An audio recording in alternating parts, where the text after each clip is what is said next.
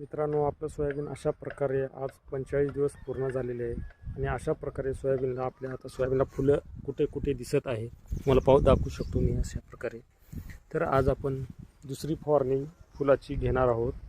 तर तुम्हाला दाखवतो औषध कोणचं घेत आहे आपण.